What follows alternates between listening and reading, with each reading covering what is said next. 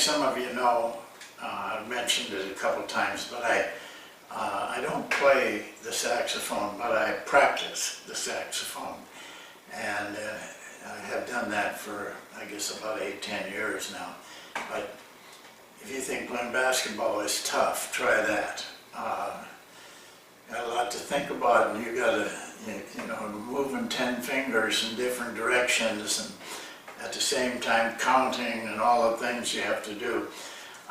But I'm interested, of course, in jazz music, and in jazz music they improvise a lot, and that is the key to jazz. And there's a man at Berkeley University in Boston who is an extraordinary teacher of improvisation, and I have his book. But in the preface, he talks about that he was the same, would just go out and teach the signatures to the players, to the jazz players, and scales, and that's what you have to use in jazz. But that's all they would teach them. They'd go show them all the ways to play scales. And he was doing this one day in a class, and a boy raised his hand and said, that's fine, but how do we improvise? And that took him back. And he said, you know, we don't teach them how to improvise. We just teach them scales. And I think as coaches, sometimes we do the same thing. We teach them drills, but we don't teach them how to do it or why to do it. So as I was preparing today, that came back to me, and I wanted to start with a little bit different approach to a drill. I think I've done once or twice in the past on Basketball Talk Pro, but it's a drill as a coach that I really ran a lot, and it's an overplay drill. But I never stopped to think, and probably you haven't either. And certainly the players have to wonder at times, why are we doing this? Why are we working on overplay? So I thought I'd spend a few minutes at the beginning showing you why I think we should overplay and why I think it's very important before I show you the drill. It may make more sense then when you see the drill. But I want to warn you, I'm not going to tell you to overplay for a lot of the reasons coaches do, trying to get a deflection or trying to get a steal. It's more subtle, the value of overplay. And that's what I want to approach you with today. So to show that, I have to go on to the yellow board again. Okay, I'm going to show you what I feel is the value. Other coaches may think differently, but what we do is pretty subtle. Even watching a game, you wouldn't probably notice it. And that's kind of the way we want it, because then you know, if you can't figure it out, then chances are the other team can't figure it out either. But let's take a position where the man's at the post-up. And when we get into the drill, I'm going to show you that that position, in order to overplay it, is the guy has to be cutting from the weak side or the top. They can cut from either side. But if you let them get the ball at the free throw line extended, like we have here, I'm putting in two positions, and play somewhat similar to what we do. We force middle. I believe everybody's going to eventually get back to that, because I see so much damage done by letting them enforcing them baseline that eventually they're going to come back, because that's the way it used to be. Now, when the ball's in that position, look at how difficult this is. Which side do you play on? And listen, it's that way in a game. You know, I have players come to me at timeout and say, Coach, I'm playing him on the top, but then he's going, you know, they have difficulty. I don't blame them. It's difficult when you're in that passing position. But now, let's take it, if we overplay him to about the top of the circle, that is approximately 6 feet on the floor. 6 feet only for players that can step or run that far with one step. Nothing but just that extra effort here, getting them to come out here. See how it changes things. Now the pass is longer, but here's the key. Look at the angle. Now this guy can play right there, no problem. And that's a very good position for him to help from. Just 6 feet. Overplay, make him come out here, then they can have the ball. You know, we're not going to risk.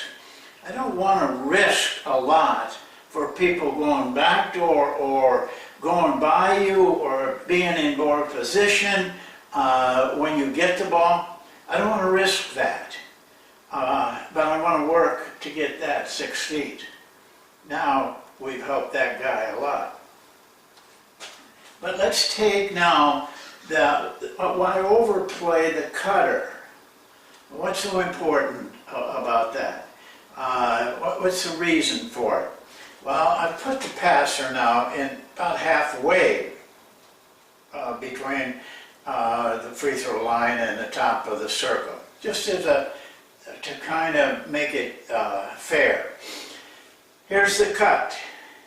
If we catch him right here, which he's coming from, this is weak side, he'll come to ball side right in there, general area.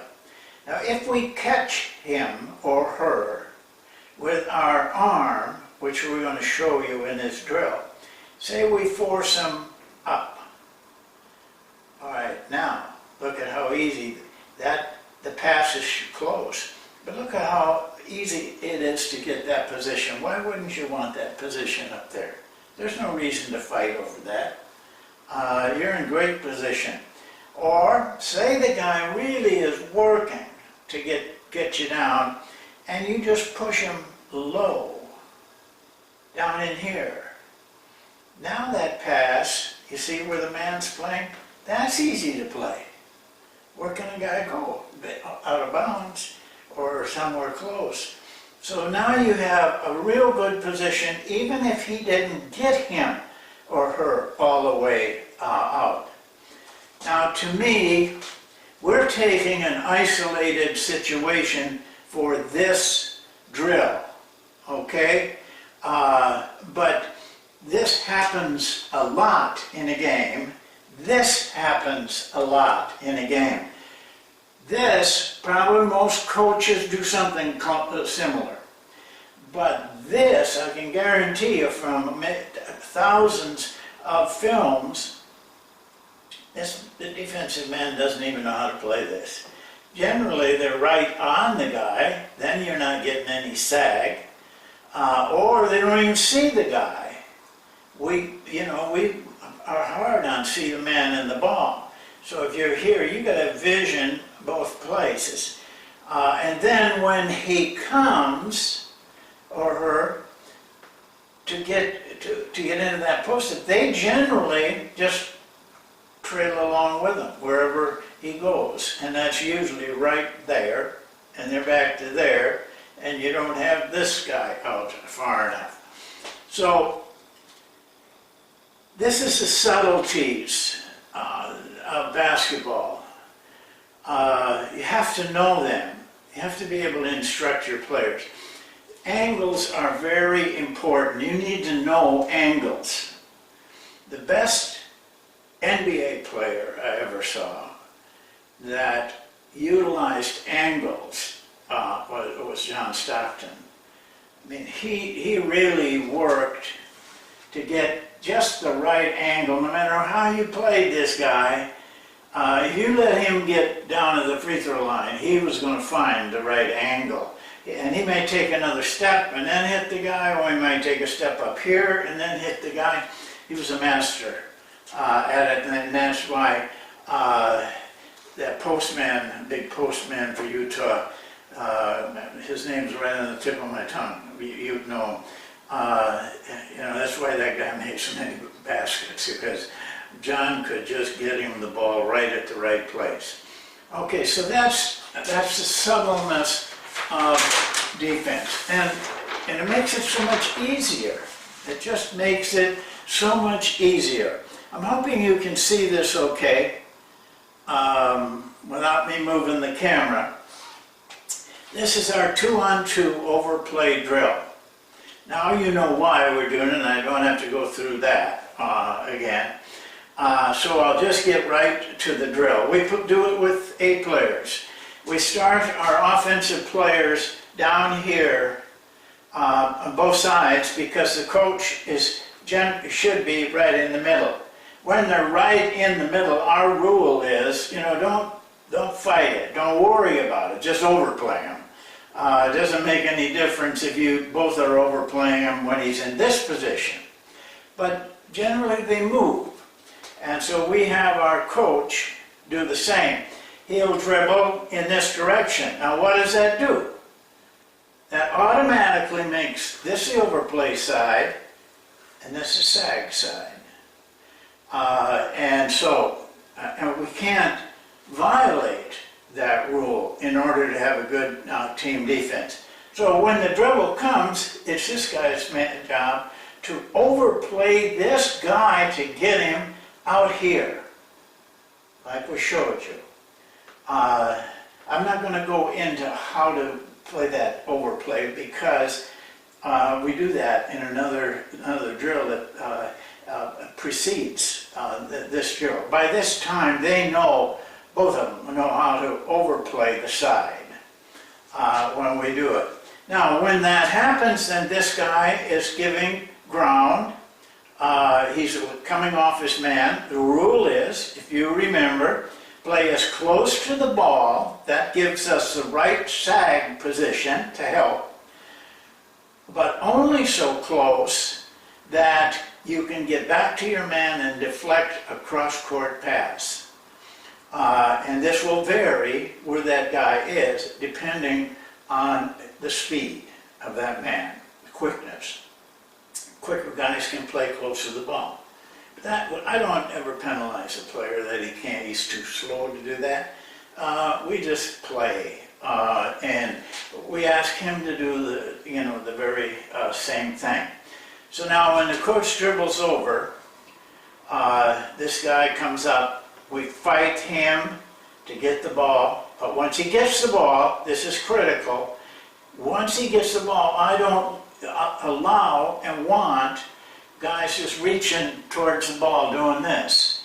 A lot of them do it. They don't get anything, but they get out of position is what they get. So as the ball is going, unless you're dead sure you can get a steal, then you should be maneuvering to get good position after he gets the ball back here. Very helpful. Now, if you've done your job and got him out here and did just exactly what I told you to do, then you've done a great team effort. The third thing, though, you must do is be very active with your hands, because it is no guarantee that this guy is going to play this guy perfect.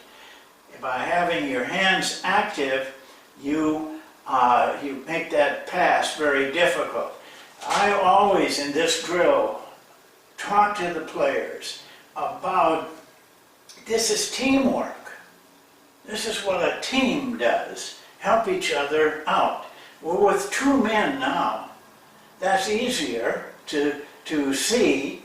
That's why we only do this 2-on-2 overplay drill, is to show all of this, and coaches can see very easily. Then 3 men, 4 men, we're doing all the same thing though. Everything is connected with helping the team play better defense. Now here's the key.